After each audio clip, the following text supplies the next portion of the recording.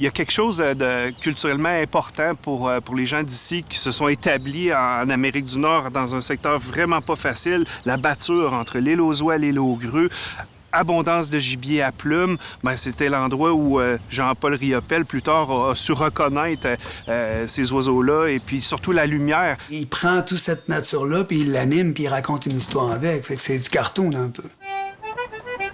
La première concession a été accordée ici en 1646 au premier gouverneur de la Nouvelle-France, Charles Huot de Montmagny. La ville de Montmagny s'appelle Montmagny à cause de Charles Huot de Montmagny. Les premiers arrivants ne sont pas arrivés ici, cependant. Charles Huot de Montmagny est allé installer ses premiers censitaires à l'île aux Oies, dans l'archipel de l'île aux Grues, qui compte 21 îles. C'est une grande prairie naturelle, où il y a quelques boisés quand même, où on peut aller chercher du bois pour construire ses cabanes d'habitation pour s'établir, et aussi, bien entendu, du bois de chauffage. On est sur le chemin de la batture entre l'île aux Oies et l'île aux Grues. C'est le plus grand haut marais sauvage en Amérique du Nord. C'est un endroit où il y a 22 pieds de marée lors des plus hautes marées du mois. Puis lorsque la marée se retire, il y a abondance d'oiseaux. Il n'y a pas de prédateurs à quatre pattes. Les oiseaux peuvent nicher, parfois même jusqu'à 2 fois dans la même saison. Bien, pour les premiers Européens, c'était une chance, c'était une façon de pouvoir avoir des réserves de viande à sécher pour l'hiver, avec la promesse qu'au printemps, les oiseaux allaient revenir. 1 million d'oies blanches qui obscurcissaient le ciel. C'est surtout à partir des années du début du 18e siècle où on voit vraiment arriver un grand développement avec les Sœurs hospitalières de Québec qui achètent l'île d'un seigneur, Paul Dupuis, et qui se mettent à développer l'île, si bien qu'en 1809, elles ont vraiment restructuré toute la façon d'exploiter l'île. Et ça, c'est une date très importante. Elles ont fait construire des maisons par les habitants qui les ont habitées, mais qui n'étaient pas propriétaires.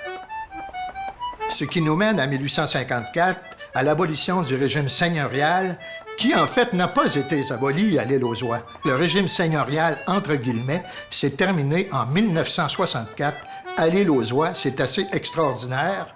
Et cette année-là, en 64, l'île a été vendue au premier club de chasse à la Sauvagine qui a occupé l'île aux Oies, le club Saint-Laurent. Pendant ce temps-là, sur la côte, ici, le développement se faisait, bien entendu. On était dans le grenier de la côte du Sud.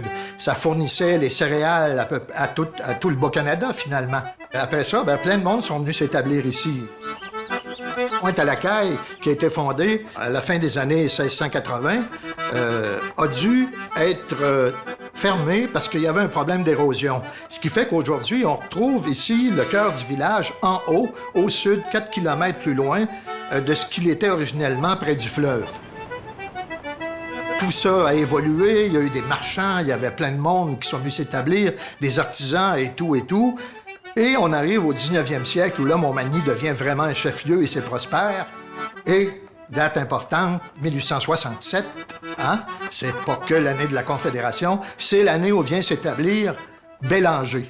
Alors, les poêles Bélanger, je pense qu'à peu près tout le monde connaît ça. C'est devenu Inglis par après. Et ça a été vraiment le début de l'industrialisation de Montmagny. Étienne Pascal Taché, qui est considéré comme un père de la Confédération, dont on a une magnifique maison ici qui est devenue un centre d'interprétation, va à Charlottetown et fait partie de ceux qui discutent pour signer la Confédération canadienne. Malheureusement, il décède avant de pouvoir voir ses réalisations, finalement. Ce qui est intéressant, c'est que Gilbert Normand, 100 ans plus tard, un peu plus de 100 ans plus tard, qui était maire de Montmagny, qui avait peut-être une vision un peu plus culturelle des choses, ou en tout cas qui était sympathique à la culture, décide d'inviter Jean-Paul Riopelle pour occuper la maison Étienne Pascal Taché. Je l'agaçais, puis je lui disais que c'était lui qui était le chapelain de la maison. On est dans le plein cœur du centre-ville, voisin de la mairie, en fait. Puis, moi, à ce moment-là, par contre, je pratiquais la médecine comme professionnel. La mairie, c'était pas un job à plein temps. Alors, j'avais mon travail de médecin avec mes responsabilités de maître. Et Jean-Paul comme ami, c'était pratiquement un job à plein temps. Quand je l'ai rencontré la première fois, justement, c'était à la fin de l'été, fin d'août, début septembre, au début de la saison de chasse, où j'avais été reçu chez lui à sa résidence d'été qu'on appelait la mairie, à l'île aux Oies. C'est la première fois de ma vie que je le voyais. Il était venu me chercher à l'aéroport avec sa voiture du temps qui intriguait tous les habitants de l'île, qui était un énorme corbillard Cadillac noir. Il y avait un banc en avant pour le chauffeur puis un passager.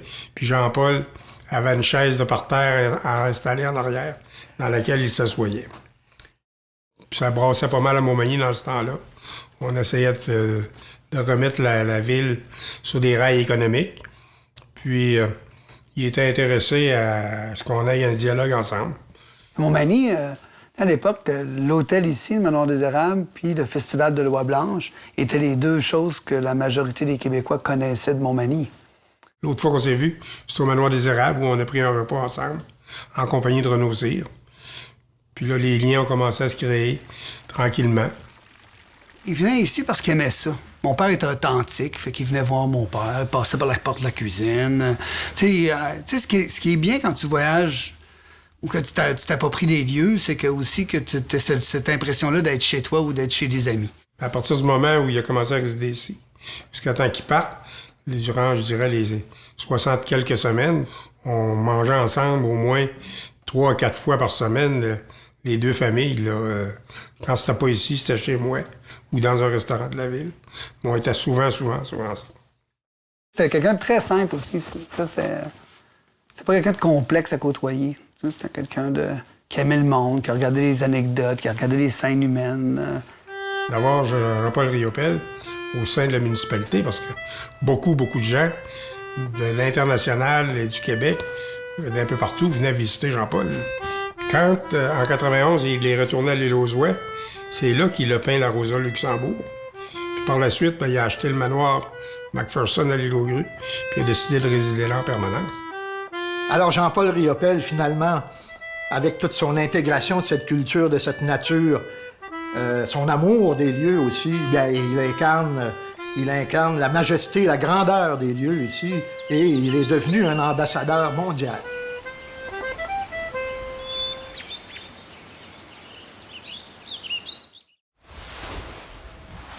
J'observais le travail des marins. Tout était nouveau pour moi. Les vagues claquaient contre la coque métallique du bateau. Ce fut ma première traversée vers cette solitude à deux, et je me sentais déjà le pied marin. J'avais déjà la peau salée.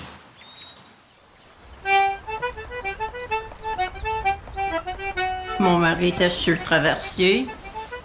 Là, c'est là qu'on a eu des rencontres avec M. Riopel. Ben, c'est-à-dire qu'on l'a côtoyé occasionnellement. Je trouvais qu'il était un clapant. Tu sais, il semblait pas que la vie, tu sais. À un moment donné, il disait, il travaillait. Tout d'un coup, paf, il disait, c'est fini. On arrête 3 jours. Il pouvait arrêter 1 semaine, 2 semaines. Tu sais. Mais quand il disait, là, on travaille, il travaillait là, tout le temps. Tous les jours, bon, il fallait qu'il sorte. Tous les jours, j'arrivais le matin. Bon, Denis, de soir, on prend un verre. Non, on prend pas un verre. Il faut monter au village tantôt, Colin. Juliette, elle prend son téléphone dans l'auto parce que son cellulaire, elle avait rien que ça comme communication pour me parler. Parce que Jean-Paul, il n'y avait pas de modernité là-dedans. Là. Il n'y avait rien de moderne dans cette maison-là. C'était l'eau, puis du bois dans le point de coup. C'est tout ce qu'il y avait. Quand il est arrivé sur l'île, c'était l'île aux Oies qui ont habité. Mais je le voyais passer en voiture, mais je m'y arrêtais pas. Là. On me disait, ben c'est Riopel. Ben oui, c'est Riopel, mais je m'arrêtais pas à ça. C'est quand que j'ai commencé à aller au manoir que c'est là que j'ai commencé à le connaître, puis à m'arrêter, puis à voir tout ce qu'il a pu faire dans la vie. On avait le petit casse-croûte. Des fois, il venait le midi. Mais là, l'après-midi, ça se voyait en dessous des arbres, puis il y a mon chat, elle allait le trouver. Il flattait le chat l'après-midi. Il a immortalisé mon chat parce que j'avais vu une exposition qu'il a faite à Montmagny. Je vois ça, un arbre, puis le chat dedans. Oh, j'ai immortalisé mon chat! C'est sur le panneau de porte, non? Oui, Ouais, dans ouais. le port. Ouais. Ah.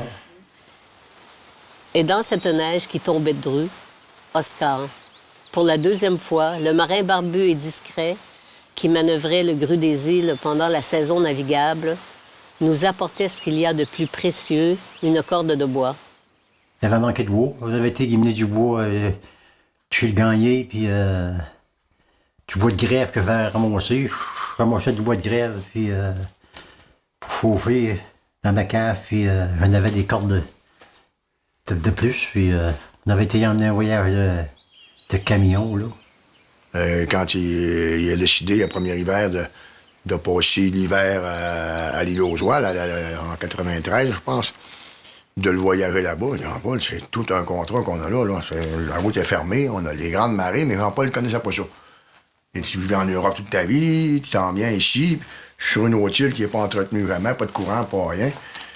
Premier hiver, ils n'ont pas été longtemps, ils ont, mettons, novembre, décembre, ils ont parti début janvier. Et en février, il a fallu sortir. Les glaces étaient sur les routes, les gens de l'île étaient nerveux, ils ne savaient pas qu'est-ce qu'on faisait là. Puis sortez, vous êtes en danger. Il n'y a plus personne qui nous apportait ni pain ni lait. T'sais.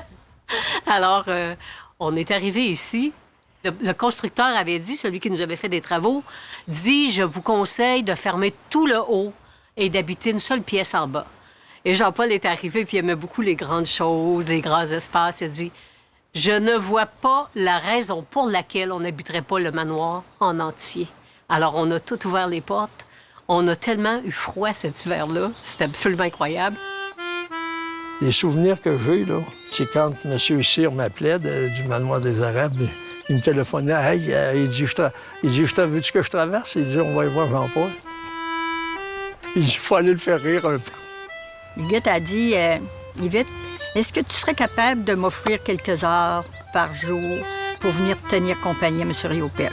Spontanément, j'ai dit oui. Fait que là, de fil en aiguille, je commençais à entrer au manoir.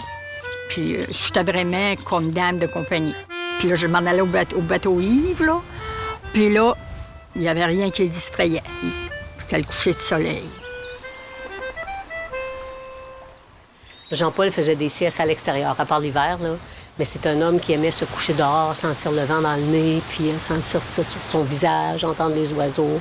Ça faisait toute partie de son observation, création aussi, tout ce qu'il entendait.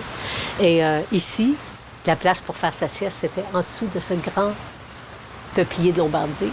Et un jour, j'avais demandé à Jean-Paul, est-ce qu'il est plus haut que ton bateau?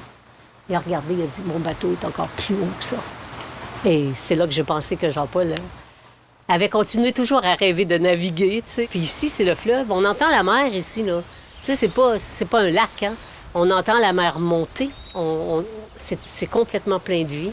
Alors, c'est tout ce qui plaisait à Jean-Paul quand il faisait sa sieste comme ça, les oiseaux, la mer qui baissait, la mer qui montait. On entendait tout. Il connaissait le paysage, les yeux fermés, juste par les sons. C'était une amitié qui était enrichissante, mais aussi très prenante. On s'ennuyait jamais avec Jean-Paul. Ben, c'est toujours la fameuse surprise d'un personnage comme ça, de pouvoir lui parler. Puis il n'avait jamais signé des livres de personne, hein? Il signait pas d'autographe. Ben, nous autres, il en a signé plusieurs. C'est parce qu'il considérait qu'il y avait une importance, là. Mais ça a été une personne qui a été marquante sur l'île. Hein? Un des peintres les plus célèbres au monde. C'était un contemporain qui a eu une vie assez élargie à l'international, autant à New York qu'à Paris. Fait que c'est pour ça que c'était toujours intéressant de l'écouter. Il m'a donné le goût de découvrir tous les gens qui sont majeurs au niveau des œuvres en art visuel. Salvatore Dali, la maison Dali en Espagne, au pays catalan. Donc, ça a tout été généré par Jean-Paul Riopelle, ça, que j'avais croisé ici à Montmagny. Puis une petite anecdote, c'est que Une année, on avait reçu un groupe d'accordéonistes, c'était des jeunes accordéonistes qui venaient de France. Et M. Riopel, finalement, il y avait un concert qui était organisé au bateau Yves, ici à l'île aux Grues. Et M. Riopel était venu les accueillir pour leur souhaiter la bienvenue avec son véhicule. Puis il se promenait en corbillard à cette époque-là. Tout le monde venait me parler de ça, puis il trouvait ça bizarre. Puis là, c'est vrai que ça faisait sympathique. Moi, j'ai vu quelqu'un qui sortait régulièrement de sa zone de confort, jeune, et ça m'est resté. Fait que j'en ai profité, j'ai fait ça dans la vie. J'en ai profité, tu sais, j'ai été chanceux. J'ai voyagé partout à travers le monde, j'ai fait plein de choses. Aujourd'hui, je suis chef du Château Frontenac, mais j'aurais probablement pris les choses de façon beaucoup plus conservatrice. Mon père était un grand chef, on avait un auberge qui était membre de Relais Château. J'aurais pu m'installer dans un establishment puis faire les choses bien autrement. Mais je suis parti dans plein de lieux où on connaissait pas qui j'étais pour essayer des choses différemment, tu sais.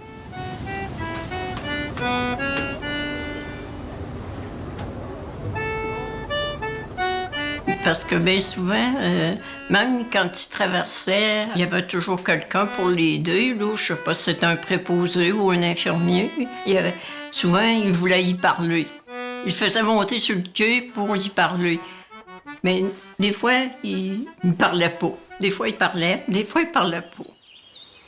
Il aimait contester des choses qu'il trouvait trop imbéciles chez les gens, des fois. Tu sais, des réglementations qu'il comprenait pas. Puis dans ce temps-là, il pouvait grogner assez contre tout ce qui était autour de nous.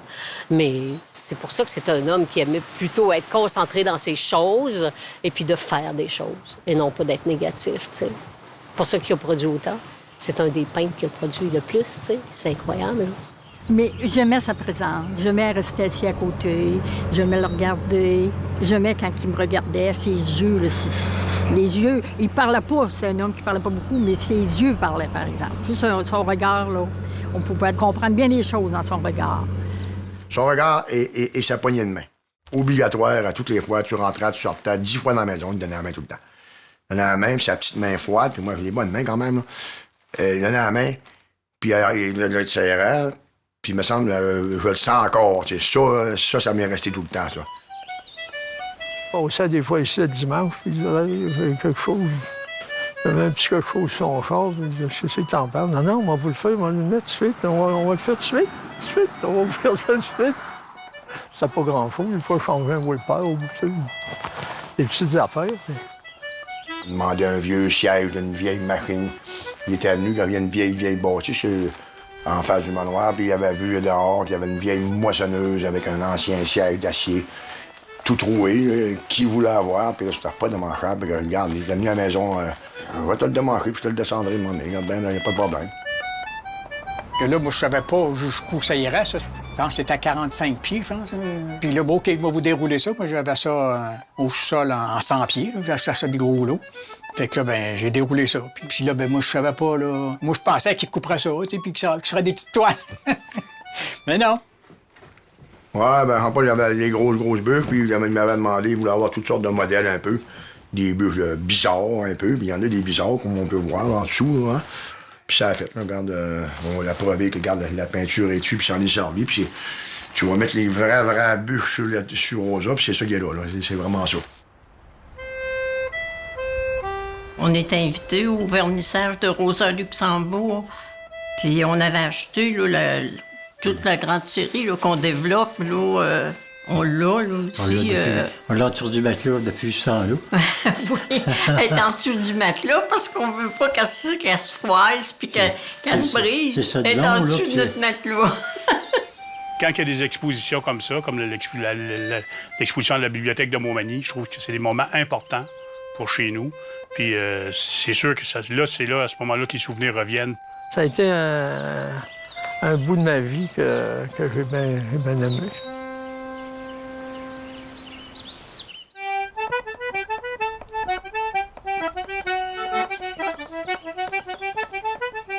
La réalité, c'est l'imagination.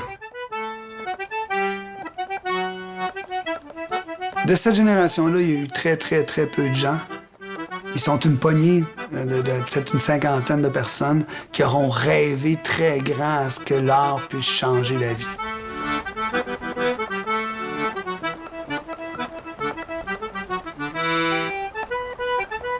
Il y avait toujours quelque chose de nouveau à nous raconter. Puis c'est un homme d'une grande vivacité d'esprit, qui est un excellent conteur.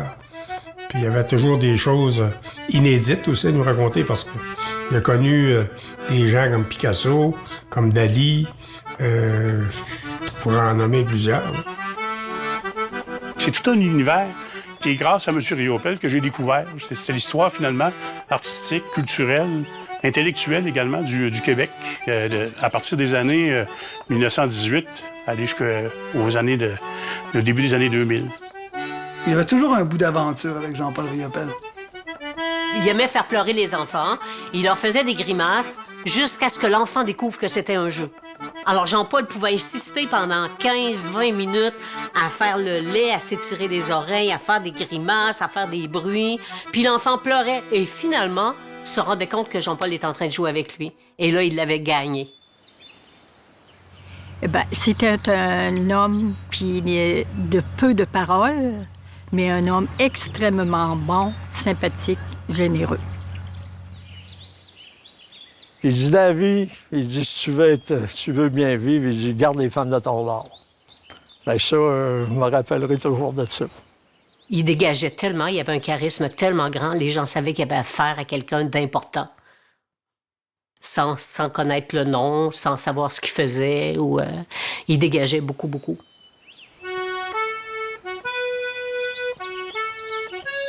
Tu peux toujours croire que les problèmes ou que les belles choses appartiennent aux autres parce qu'ils ont eu de la chance. Mais les choses que tu crées, que tu fais, les choses que tu provoques, c'est toi qui les fais. Puis les aventures que tu vis, ce qui provoque les choix que tu fais dans ta vie, les succès que tu as, les rencontres magiques, les ci, les ça n'arrivera pas dans ton salon. Tu sais, c'était à part des autres. Il était spécial. On appelle ça un gars spécial. Très spécial. Oui, je suis tout bien adonné avec. C'est un genre que j'aimais. J'aimais bien ça. Parce que c'était, tu sais, c'est un gars moderne. Il était chez à quoi. Hein? Ah oui. Jean-Paul avait atteint une grande humilité, je dirais.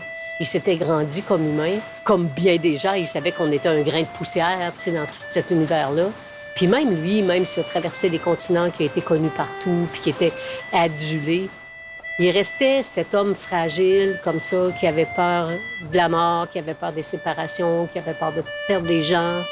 Jean-Paul était un être complètement émotif, d'émotions, et puis il faisait énormément d'angoisse, oui. C'était pas un être tranquille, là. La vie, c'était pas un long fleuve tranquille pour lui. Moi, j'ai la profonde conviction que Jean-Paul Riopelle voulait changer le monde. Qu'est-ce qui est au centre de son œuvre?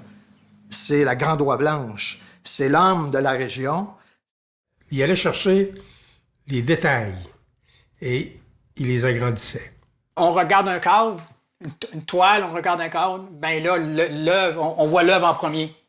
Mais si tu vois le cadre en premier, bien là, c'est là que tu te dis que c'est un beau cadre, tu sais. Il transporte notre culture, Jean-Paul Riopelle. Donc, c'est une chance qu'on a d'avoir quelqu'un comme lui qui a su reconnaître la lumière, la beauté de la lumière, et c'est ici qu'il a décidé de s'installer.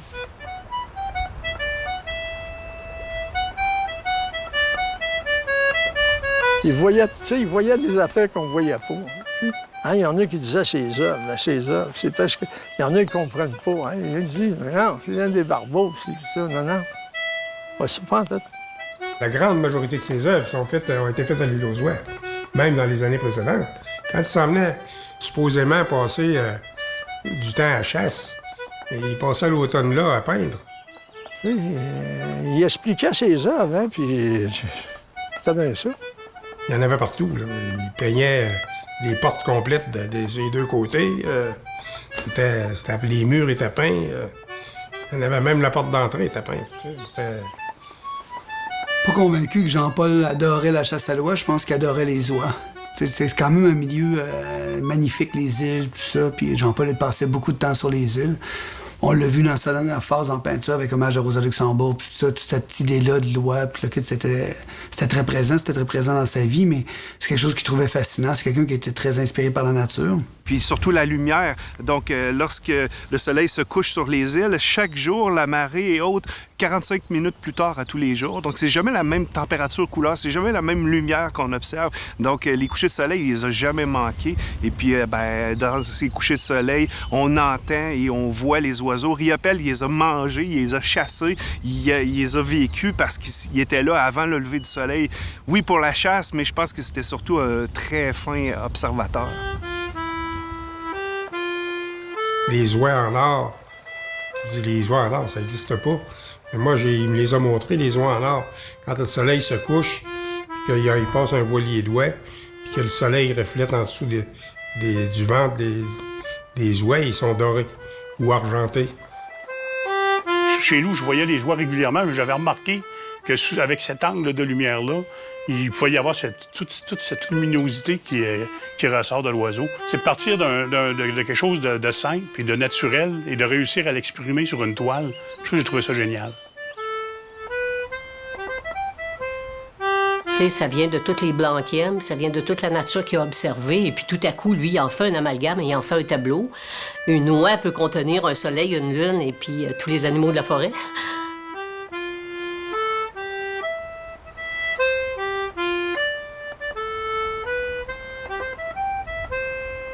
On a fait quelque chose en commun, mais jamais j'oserais parler de génie partagé ou rien de ça, ça n'a rien à voir.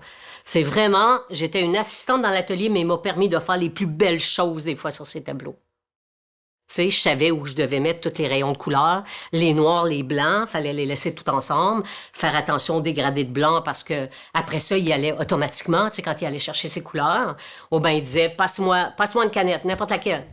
Puis là, il jouait avec les couleurs comme ça. Je pouvais choisir. Ça me mettait mal parce que j'avais peur d'influencer, tu sais. Mais il disait, non, occupe-toi pas de ça, passe-moi une canette. Puis là, il travaillait avec la couleur qu'il avait.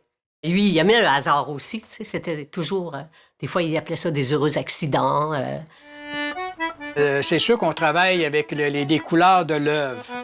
Chaque œuvre a son encadrement spécifique, là. Du noir, l'argent. En général, c'est pas mal dans ces tons-là, là. C'est tellement étroit. Si on met d'ailleurs un carton là, dessus, ben on se rend compte que c'est étroit sur le dessus. Puis ça permet vraiment le libre choix à toute l'œuvre. Plutôt que d'arriver avec une moulure plus large, mais qui quand même peut faire beau aussi, là, dépendamment du décor, puis dépendamment du goût de tout le monde. On peut mettre une moulure beaucoup plus large. Là. Mais c'est...